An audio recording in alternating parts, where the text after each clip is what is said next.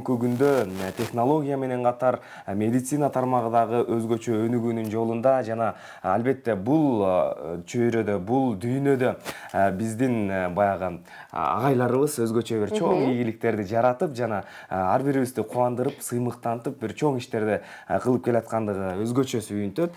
Бул дүйнөлүк деңгээлдеги иштерди жана дүйнөлүк деңгээлдеги медицина тармагынын өнүгүшүнө салым кошуп аткан агайыбыз келип отурат. Ооба, бүгүн мына ушундай өзгөчө коногубуз бар. 100 миңдеген адамдардын ыраазычылыгына ээ болуп, батасын алып, адамдарга үмүт тартуулаган Кыргыз Республикасынын эмгек сиңирген дарыгери, профессор, алтын колду ортопед, академик Сабырбек Жумабеков бүгүн бизде конокто. Саламатсызбы? Саламатчылык, саламатчылык, рахмат. Биз абдан толкунданып турабыз, сыймыктанып да турабыз сиз менен маектешип атканыбызга агай. Төрүбүзгө куш келипсиз. Анан жаңы жылыңыз менен куттуктайлы болду. Ден соолуктуу болуңуз, аман болуңуз. Анан жакшы бир ушул 2020-жылдын башында жалпы элиңизге бир жакшы жаңылык менен дагы бир дүйнөнүн эң күчтүү бир державасына барып келдиңиз дегенибиз. Кытайдын Фанченган шаарынын медициналык өнүгүү боюнча кеңешчиси болуп дагы дайындалдыңыз. Ушул иш сапар жөнүндө баштайлы агай. 2020-жыл буюрса эң жакшы жаңылык менен башталып атат. Рахмат. Биринчиден бүгүнкү күндө Кытай медицинасы өтө мындай бир чоң бир алдыга кетип бараткан мыкты медицинаның бири болуп эсептелет. Дүйнөдөгү ушул мисалы Америка менен, Европа менен тайылыша турган чоң бир медициналык багыты бар мамлекет да. Эми Кытай чоң держава деп айтсак болот. Ал жерде азыркы күнү ушу медицина дүйнөдө кандай бир жакшы жаңылыктар болсо, жакшы нерсе болсо, инновационный жана жаңы технология дейбизби, ушу медицинанын роботтору мисалы азыркы ушул Кытайда жасалып иштелип атат. Америкадан мүмкүн ашат, бирок андан кем болбойт да. Ошондой улуу чоң булуу мамлекет бизди чакырып, мен 7-8 лекция окудум, 4 чоң шаарларда. Бул Шанхай шаарында, анан Гуанси деген автономный району бар экен, 50 миллион калкы бар, 7 миллион столицасы Нанин деген ошо Вьетнамдын жанында да, түштүк Кытайда 7 миллион калкы бар, Нанин деген столицасы бар экен. Ошол шаарда дагы 2 университетте лекция окудук. Шанхайда 3 чоң университет жана клиникаларда лекция окудум. Андан тышкары, анан Фанчинган деген шаарга барып, ал жерден ошол мэрдин чакыруусу менен, аларда баягы илгерки биздин совет ордундагы партиянын күчү бар, ошол партиялык комитеттин секретардын чакыруусу менен барганбыз. Ошол жерден дагы лекция окуп, анан акыркы сапарыбыз Пекин шаарында. Пекиндин так ортосунда ошол номер 1 эмне деп коюп аткан клиника, университетская клиника, чоң 3000 орындык больницада дагы, ал жерде дагы акыркы күнү 45 мүнөттүк, 50 мүнөттүк лекция окуп, окуганда дагы студенттерге эмес, бул дарыгерлерге, врачтарга, эми болгондо дагы ортопедтерге, ушу бардык жерде жанагындай ортопедиялык клиникаларда, ортопедиялык бөлүм, департамент деп коет, департаменттерде 100дөн ашык чогулган дарыгерлердин астында биз ошол Кыргызстандагы өзүбүздөгү болуп аткан ортопедия тармагындагы жаңылыктарды алар менен тең бөлүшүп окуп көрсөттүк да. Мына ушундай сапар менен барып келдик. Бир жылда канча өлкөгө чыгып, ушундай илимий жыйындарга катышып турасыздар? Эми биздин илимий борбор деп аталгандан кийин биз илимге өтө басым жасайбыз. Мына акыркы эле 15 жыл болду илим болуп түзүлгөнүнө. Мурун баягы шаардык тез жардам ооруканасы болчу, андан мурун 4-чү больница деп аталчу. Азыркы күнү Бишкек травматология, ортопедия илим изилдөө борбору болуп эсептелет. Ошон үчүн бизде илимге мындай чоң басым жасалат да. Мына акыркы 15 жылда эле бизде 7-8ге жакын илимдин доктору жакталды, 50дөн ашык илимдин кандидаты чыкты, 1000ден ашык илимий макалалар жарыяладык, 150дөн ашык жаңы ачылыштарды жасадык да. Бул ачылыштар авторлук жеке менчикке ээ болуп, жанагындай Кыргыз патент тарабынан, башка мамлекет патенттер тарабынан биз патент дагы алдык да, жеке менчик деген, ийебиз деген. Ошон үчүн биз илимге өтө басым жасайбыз. Бул жерде бизде жаш балдарды, Кыргыздын мыкты келечектеги балдарын кабыл алып, ошолорду баягы өстүрүп, азыркы күнү биздин гана мекемеде эмес, мына Москвада эле биздин 5 балабыз ошо Москванын эң күчтүү клиникаларында иштешет да. Бул ал жерде 2 профессорубуз бар, бизден кеткен кыргыз балдар. 3 өзүбүздүн Кыргызстандын жанында 3 илим кандидаттары дагы. Бул Москвада, башка Казакстанда дагы, Россияда дагы, чет өлкөдө дагы биздин азаматтар иштеп эмгектенишип атат. Ушу илим тармагы менен өсүп өнгөндөр. Анан албетте илимий жактан биз көп дүйнөлүк эмнелерге, ар кандай форумдарга катышып турабыз. Анткени ансыз болбойт. Илим өсүп атат. Бүгүн эртең дегендей бул жаңы нерсе, биз артта калбашыбыз керек. Ошон үчүн жыл сайын дүйнөлүк масштабта болуп аткан чоң жанагы академияларга, конгресстерге биз барып турабыз. Быйыл эле биз былтыр эле 2009 ошол Европадагы Эфорт деген конфедерацияга Оманда болгон, Максат деген шаарда болгон бүткүл дүйнөлүк ортопедтердин конгрессине бардык. Россияда болгон конференцияларда Евразийский конгресс болду, форум болду, ал жерге бардык. Ушундай Америкада академияга бардык. Жыл сайын топ менен ошо жаш балдарды кошуп алып барабыз. Жаштар азаматтар, алар тил билишет, англисче, аларга жеңил мындай эмне кылам. Ошон үчүн биз ушу балдарды да алып өстүрүп атабыз. Жаш балдарга дагы мындай жол берип, Кудайга шүгүр, артымда мен жолун баскан, менен да күчтүү мыкты балдар өсүп келатат. Мен эч качан өкүнбөйм, көптөгөн балдарды тарбиялап өстүрүп атам. Бүгүнкү күнү менде өзүм эле тарбиялап өстүргөн 10дан ашык илимдин доктору бар, 50ге жакын илимдин кандидаты бар. Мына Кудай бурса ошолор биздин жолду басып, кыргыз ортопедиясын эч качан мындай уят кылбайт деген оюм, тилегим бар да. Биздин дарыгерлерге мындай ыкмаларын айтып берген башка бир мамлекеттен келген дарыгерлер барбы? Мисалы дүйнөдө эмне жакшы жаңы нерсе чыкса, мен өзүм барып туруп, биринчи көрүп, анан келип эле ошо Кыргызстанга киргизип, ал технологияны балдарын үйрөтүп коем да. Ошон үчүн бизде мындай кээде мындай таң калабыз, кээде мисалы ошол эле Россияда, Казакстанга сырттан көп келишет да, чакырып, анан айтам, бизде андай жок, биз өзүбүз эле жасайбыз. Эмне кылабыз эми, алар акча төлөп жазат. Жөн эле адам келип жазабайт да. Мисалы мен да көп мамлекетке барып мастер-класс өткөрөм. Мага акча төлөйт. Ал бекер эмес. Биздеги акчаны ким берет? Мамлекет бере албайт. Андай акчаны бере албайт. Алар деген жок дегенде 5-6 миң доллар алыш керек, төлөш керек аларга. Жол киресин төлөш керек. Жатаканасын андай бизде мүмкүнчүлүк жок. Агай, анан Фанченган шаарынын медициналык өнүгүү боюнча кеңешчиси болуп дайындалды деген маалыматты окуганда көбү нес боло түштү. Ошону менен биздин агайыбыз Кытайга кетеби деп. Рахмат. Бул жакшы суроо. Бул жакшы суроо. Мен мындай деп айткым келет. Биз Кытай менен көп жылдардан бери иштешебиз да. Мага 2013 жылы билесиздер, ошол ШОС болгондо, Кыргызстанда Сензипин келген ошондо мага Кытайдын жана Шелковый путь деген бир алтын медалын тапшырып кетишкен. Аны госсекретарь ошол өзү келип тапшырган. Биздин министрлердин, вице-премьердин катышуусу менен, депутаттардын катышуусу менен, мурунку президент Отунбаева эжекебиз да катышкан. Ошол да атайын бул официалдуу түрдө мамлекет тарабынан сыйлык болуп эсептелет. Бул эмне үчүн берилди? Анткени мен Кытай менен көп жылдан бери иштешем. Менин ойлоп тапкан бир жакшы технологиялык аппараттарым бар. Ошолор Кытайда Шанхай шаарында көп заводдордо чыгарылат да. Ошонун бири бул сөөктү узартуу боюнча аппарат. Мага ошол Шанхай шаарында 6-чы оорукана, бул аябай чоң ооруканалардын бири болуп эсептелет. Ошол мени 3 жылга контракт менен ошондо эле жумушка чакырылган. Это бул 2010-2011 жылдары болду. Анда мен министрде болуп калдым. Мен айттым, мен бара албайм. Анткени биринчиден кааласаңар бул жакка келсин Кытайдын жарандары, бул жактан жасайбыз. Бирок мен мындай барып ал жакта иштеп, ошондо мен аларга жооп бергем да, барбайм деп. Мындан тышкары биз Хэбэй деген университет бар. Бул өтө чоң, бай университет. Анын бир жылдык бюджети 2 миллиард доллар турат. Кыргызстандын бюджетине да барабарды. Бир эле университет. Болгондо 8 миң эле бала окуйт. Ошол университетте 6 миң медициналык университет. 6 миң ооруканалык орындык ооруканасы бар. Ректору күчтүү мындай Кытайдын ал кишилер бизге көп мага конокко келип жүрөт. Биз да бардык. Ошол университет менен дагы келишим түзүп, биз жанагындай илим тармагында, тажрыйба тармагында келишим түшкөнбүз. Биздин дарыгерлер бар, ал жактан үйрөнүп келишти көп нерсени. Алар келип бизден дагы бияка келип үйрөнүп, ошо жана мастер класстарды бизге көрсөттү.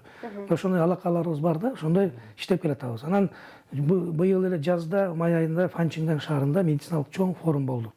Ал форумга бизден мамлекет тарабынан биздин вице спикерибиз парламенттен Аида Касымалиева катышты, эже карындашыбыз. Каратай Мадаминов, Каратай Мусаевич Мадаминов замминистр катышты. Анан ондон ашык медициналык делегация барып катышып, ошол жерден мен жанагы Кыргызстандагы ортопедия тармагындагы өнүгүү процесстери жөнүндө доклад окудум. Мына ошонун негизинде ошол ортопедтерге жагып калдыбы, элге жагып калдыбы, кайрадан мезде чакырышып, жанагындай сунуштар кирди. Эми бул мындай Фанчинган шаарында Цензипин тарабынан ал жер атайын дүйнөлүк жаңы медициналык центр болуп эсепке салынат экен да. 2,5 миң орундук чоң оорукана түшөт экен. Ал жерде дүйнөдө кандай жаңы жакшы нерселер болсо, ошонун баары ошол жерге киргизилет экен.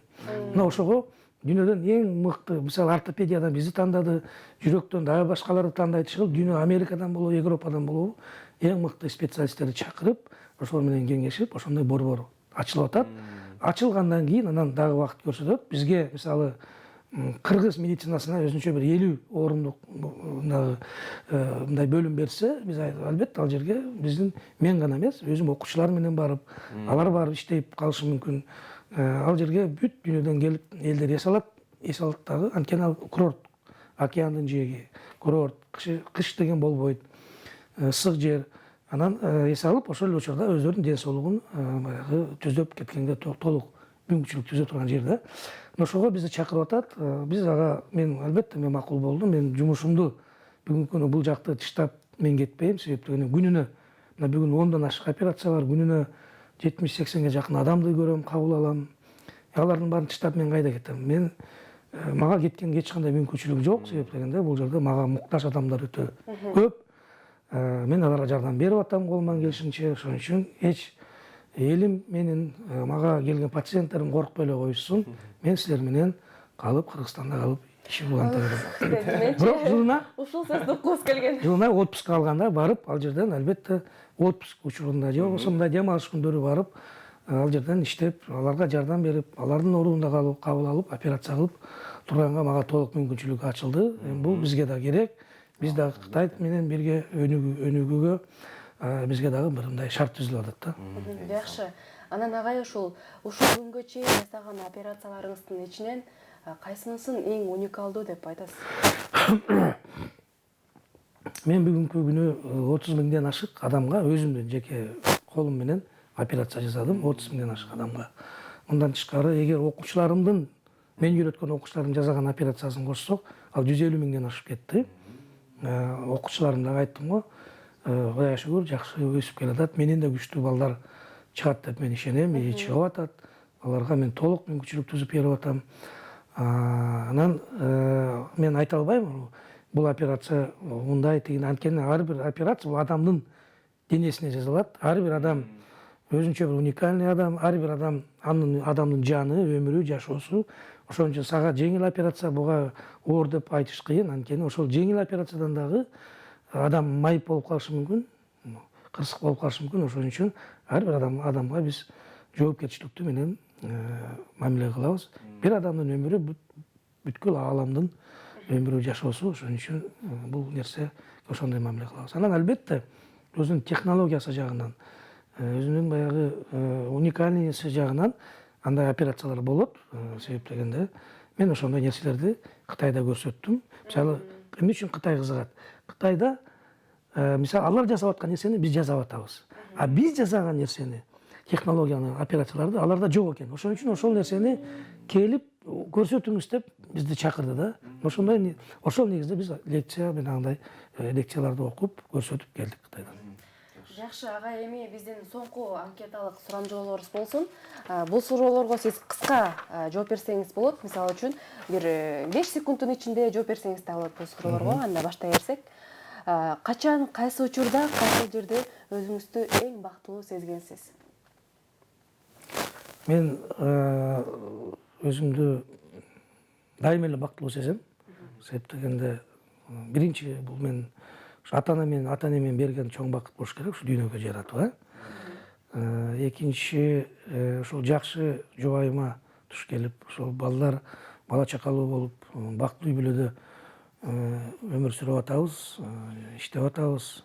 Мунун баары да чоң бакыт. Анан өзүм сүйгөн кесибим бар. Ушу кесибим менен иштеп атам, бул дагы мага чоң бакыт. Эң жакшы агай. Экинчиси, жашоодо эң чоң жетишкендигим деп эмнени айтасыз? Жашоодо эң чоң жетишкендигим деген, эгерде менин окуучуларым менен дагы күчтүү чыгып, менен дагы чоң жакшы ийгиликтер жаратса, бул менин эң чоң жетишкендигим болуп эсептелет. Эң сонун. Кайсы учурда калп айтасыз? Ооруларыма калп айткан учурлар болот. Себеп дегенде кээ бир ооруларды жашырууга туура келет. Ооруга айта албайсың, аны бирок туугандарына айтып түшүндүрөбүз. Бул мындай учурда калп айтууга туура келет. Өмүр менен өлүмдү кандай түшүнөсүз? Эми адам мындай түбөлүктүү адам жок. Адам баары биз жашоого келгенден кийин төрөлдүң, өлдүң деген сөз да. Өлөсүң баары бир эмне жок, бирок ошол аралыкта туулган күн менен төрөлгөнүң менен өлгөнгүн ортосунда адамдар бактылуу, жакшы өмүр сүрүп, сапаттуу өмүр сүрүш керек деп эсептейм. Кесип адамды бактылуу кылабы? Албетте, эгер сен өзүңдүн кесибиңден чоң бир рахат алсаң, өзүңдүн кесибиңде иштеп атып, өзүңдү бактылуу сезсең ошол кесибиң менен, албетте бул Убагында Айтматов президенттик кызматтан баш тартып койгон экен. Эгер сизге сунуш талып калса, барат белеңиз? Айтматов бир эле президенттик кызматтан эмес, Айтматов башка мамлекеттин жарандыгын алганга ал толук мүмкүнчүлүк болгон. Ошол союз тараганда, ал ошол учурда Советтер Союзунун Люксембургдагы элчиси болуп иштеген да. Анан эми Тайлады да ал автоматтык түрдө Россияга өттү элчилик. Ошондо Айтматовго сунуш келген. Сиз Россиянын великий держава, чоң Россия мамлекетинин атынан кала бериңиз. Сизди сыйлайбыз. Сизди албайбыз, иштей бериңиз дегенде ал киши баш тарткан. Жок, кечирип койгула. Мен кыргызмын. Мен Кыргызстанга барып жашашым керек. Мен кыргыз бойдон калышым керек. Жарандык менде калыш керек деп басып келе берген да. Анан кийин анан биздикилер ошол Бельгияга элчи кылып жөнөткөн да.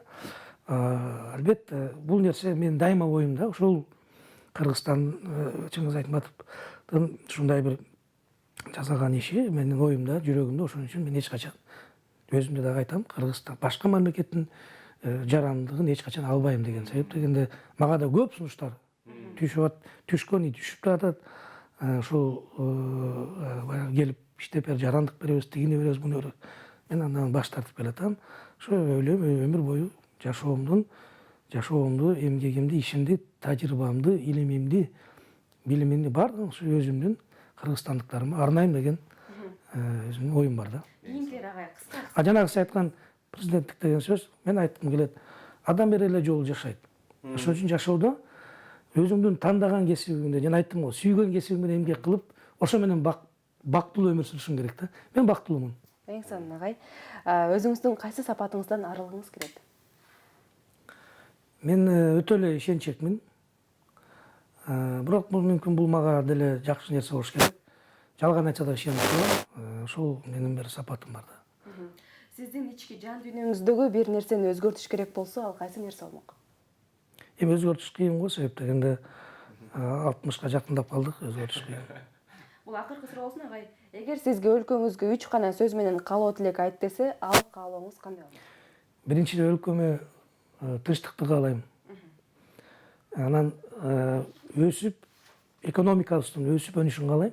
Экономиканын тегерегинде бардык нерсе болот. Экономика өнүшсө, үчүнчүсү бакубат, бактылуу жашоону каалайм. Ушундай жакшы бир кыска нуска каалоо тилек менен агайыбыздын жакшы бир маегин аяктаган турабыз. Албетте, убакыттын тардыгы көп нерсеге кедергисин тийгизип коет экен. Биз дагы агайыбыз менен кең кесири жакшы нерселерди сүйлөшөлү дедик эле. Кудай буйрса дагы убакыт болор агай. Дагы сүйлөшөбүз. Анан таң эрте сунушубузду четке какпай, студиябызга келип, маек куруп бергениңиз үчүн ыраазычылык.